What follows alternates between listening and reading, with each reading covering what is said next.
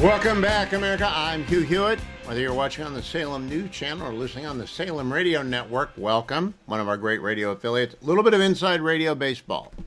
I've done every day part in radio. I've been in it for 35 years. Morning drive in the East, morning drive in the West, afternoon drive in the East, afternoon drive in the West. The hardest thing to do is to do morning drive in the East because you get no audience from the show before you. So like Gallagher has inherited my audience for the 10 years I did morning drive. Finally, I've got a person in the hour before I come on the air to give me an audience, and that guy is Scott Jennings. I'm here to thank Scott Jennings, who is our Salem media colleague and CNN wonderkind and the author of this fabulous new book, A Revolution of Common Sense. Scott, thank you for delivering me an audience every day at 3 o'clock. I appreciate it. Hugh, I'm honored to be on next to you. I'm honored to be a warm-up act for the legend, Hugh Hewitt, and I'm honored by your mentioning my book today. It's great to be with you. Thank you. We're going to talk a lot about A Revolution of Common Sense because I found it to be fascinating on many levels. In fact, I'll start with my favorite line in the book, which comes early. I got lines from throughout the book. To be honest, he used to be, frankly, a little bit average, but now he's terrific. That's the most Trumpian thing he could say. I've had him say that to me on about 30 different occasions, though not as flattering as he was to you. I know it was a real interview when you sat down with the president early in his second term when he says, to be honest, to the people around him, he used to be, frankly, a little bit average, but now he's terrific. How did you react to that, Scott? Oh, I had a good laugh. The president that day in February when I first pitched him on this was in a towel-snapping mood. You know, when you go into the Oval Office and see the president, and I was in there yesterday with him, you know, he inserts you immediately into whatever is happening in that moment. And so that early day back in February, I was in there with Rubio and Besson and Lutnick and these guys, and they were talking tariffs, Middle East peace. And there were probably 6 different meetings going on at the same time, and he just plunged me right into the middle of it. But then, you know, he said, why are you here? And I said, I want to write a book about you. I think a bunch of people are going to write books that are going to be terrible to you and lie about you. And I think somebody who likes you ought to write a book about the real story of how you revolutionize governing, which is exactly what I think he's done. He has, and on page 4 you write, quote, Trump is the Republican Party's fighter. That's it, in one line. He's combative. People wanted some. Your old boss and the guy I admire perhaps most of anyone in Washington, D.C., the legendary Mitch McConnell, he fought differently than Trump fights, but he's a fighter too.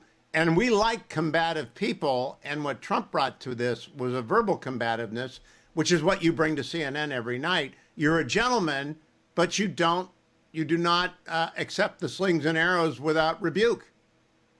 Well, I think for many years, I've been in politics now for 25 years, that was the number one thing I heard from Republicans every event I ever went to. What are we going to do about the media? They won't give us a break. What are we going to do about these Democrats who lie about us all the time? They were waiting for someone to step up to the plate and just fight back. They took good people, George W. Bush, John McCain, Mitt Romney. They totally slandered them, and our people, Hugh, never felt like we ever even really fought back at all. Trump shows up and says, we don't have to take this lying down, and that's really been the record for the last 10 years. He has given it back to the enemy and to the opponents of freedom and the opponents of America harder than they could have ever expected. And our people do love him and will always love him for that fact.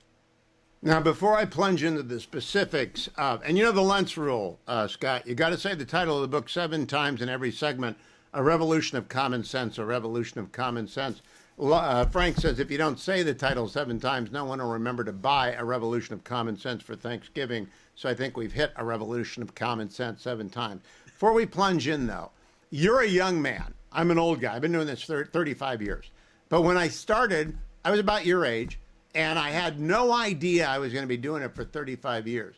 Are you planning on doing it for 3 decades? And if so, how are you preparing to do it for 3 decades?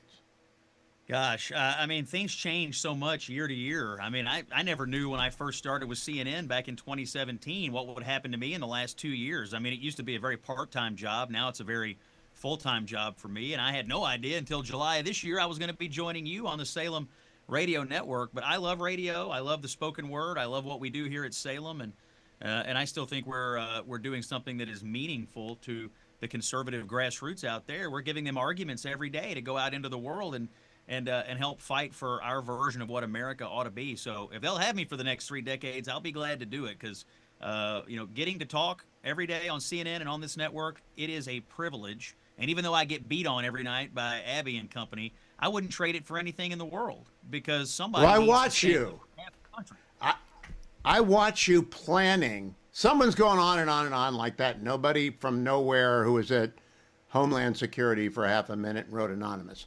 I watched you watch him sizing up, and I could see your brain working out a full and complete response.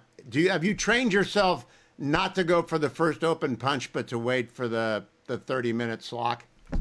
Yeah, I watch them back themselves into corners, and I wait and I wait, and then I hit him where it hurts. And, that guy was debating the other night. He was a mid-level staffer who decided to subvert the will of the American president and to substitute his judgment for the will of the American people. It was the height of arrogance, and it was the height of irresponsibility of the New York Times to give him a platform. But he's made a bunch of money going after Donald Trump in the way he did, and I just thought it ought to be pointed out. That guy had no real level of responsibility in our government, and his opinions don't matter all that much, despite the platform that's been given to him by our corporate media. You also noted that a lot of people who come on TV as strategists have not actually strategized anything. I've never run a campaign. I would never presume. Josh Holmes is coming along a little bit today. You know Josh very well, the guys at Ruthless. I would never presume to advise a campaign on how to do a media buy or where to invest their dollar. It's a skill set, right? People who say they're a strategist, unless they run a campaign, they're not really a strategist. Yeah, I'm on TV on a weekly basis with somebody who presents as a Republican strategist that has never been in a Republican campaign, never run a Republican campaign, has never probably voted Republican, and spends 99.9% of their time crapping on Republicans. Now, does that sound like a Republican strategist to you? Of course it does not. I have run campaigns, and I do know what I'm talking about, but you'd be shocked, Hugh, at the number of people who use that title shamelessly on cable television. It's a bunch. It's a lot more than you'd think. I'm not shocked. I am very admiring the fact that you go in there every day. I like the guys at CNN and the gals. Mark Preston's a good friend of mine. I hope you don't end up swearing like Mark. Just don't swear like Mark, right? That's New England swearing. That's a level above our professional competence. But he's a fun guy. I want to go now to the book, page 64. No one else has called out Elon derangement syndrome. Lots of people have called out Trump derangement syndrome, but you did on page 68 that normally sane pundits, of course, those who were never sane to begin with, will hate anything that involves Elon Musk, even when it's a good thing. That had not struck me. You're right. He triggers people, even though he is manifestly a genius. A minute to you, Scott. Yeah, look, during the spring, let's go back in time, because what was Elon's great sin? He decided to switch from supporting Democrats to supporting a Republican for president. That was it. Then his next sin was, hey, I'm going to spend some of my time serving in the federal government. All he had to do was change his politics for one election cycle to earn the ire of every Democrat in the country, every media outlet in the country. He was called a Nazi. His company was under physical, violent attack. We had fire bombings at Tesla dealerships. People were vandalizing cars. It was absolute derangement and terrible what happened to Elon, who I think did a great service to America. He did. I'm coming back with Scott Jennings to talk more about A Revolution of Common Sense. It's at every bookstore right now, in every airport, at Amazon, at Barnes & Noble. Give it to your TDS or EDS afflicted friends for Thanksgiving. They'll thank you and they'll laugh. I'll be right back with Scott Jennings. Stay tuned. Welcome back, America. I'm Hugh Hewitt. My guest is Scott Jennings of the Salem Media Company and CNN. His brand new book, A Revolution of Common Sense. Available in bookstores in every airport, at Amazon.com, BarnesandNoble.com. Get A Revolution of Common Sense. Scott, I want to cover a few things from the book. First, we have a shared appreciation for Doug Burgum. You write about him on page 232 that he conveys an earnestness and a deeply held belief that the country must be saved from another Biden term. He's also so smart. Have you sat down and had him explain like fracking to you? I don't know much about science, but he can explain anything. Oh, yeah. This was a guy who was tailor-made for the job that Donald Trump gave him. And he, along with Chris Wright and Lee Zeldin, formed this energy triad.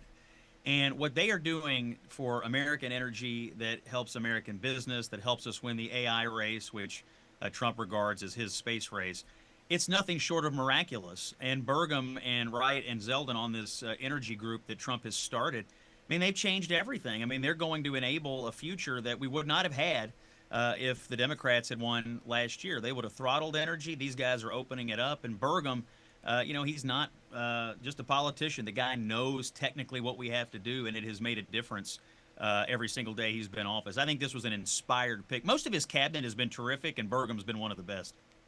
Another one that you write about on page 196 is Secretary Hegseth and his war against DEI and the military winning as a result. And you write on page 196, and the effect has been immediate, meaning we met our goals. We were behind in recruitment everywhere except the Marine Corps.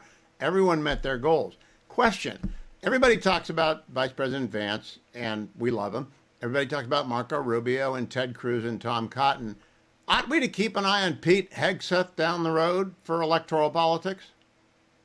That's an interesting question. He's a popular guy. I did interview him aboard Air Force One one day, in fact, and we didn't get into that. I did sense a guy who is far more hands-on with the management of the Pentagon than the press would have you believe.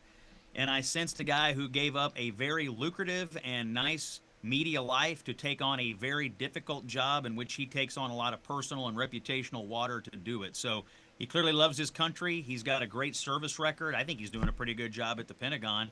And, he's one of the most popular members of the cabinet with Republicans. So if he ran for office somewhere, I think he'd have an easy go of it, frankly, because of the Republican appreciation for what he's taken on for Trump here. And he takes on slings and arrows. Okay, now to page 10. Quote, the Biden cover-up, in my opinion, is the biggest cover-up in modern American political history. Now, Scott, you write that, and I agree with you. Do you ever get a chance to explain on CNN why that is the case and why it was such a profound danger and damage to the republic? Well, first of all, it's true. It's unequivocally true. Second of all, it goes well beyond anything Richard Nixon did. Third of all, it was collusion between government actors, people who work for the government, and our media. They worked together to engage in this cover-up. They all knew the truth. But at the end of the day, we elect a president.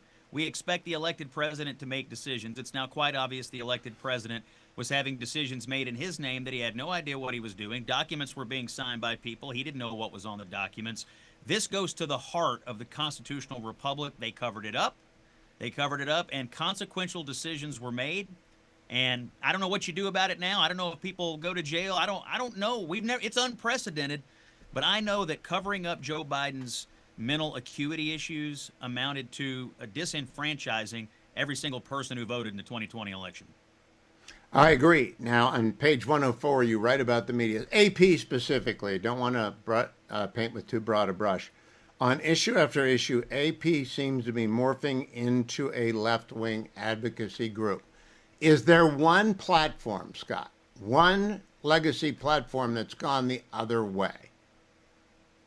Gosh, one legacy. Well, I'll tell you, CBS News under Barry Weiss, I think maybe in the early stages of correcting itself, and it desperately needs it. And I think the Washington Post lately has tried to do a little bit of a turnaround, although I think they have a very, very, very, very, very long way to go. But I think it's going to take some outside voices like Barry, Hugh, to come into these newsrooms. You know, they've gotten very insular. You know, they hire each other, they marry each other, they only talk to each other, and the insular nature of the liberal management of these companies really put them at odds with most of the American people. They are in a deep trust deficit, and it'll take Barry and a whole bunch of more Barrys to dig them out, but it's going to take a long time.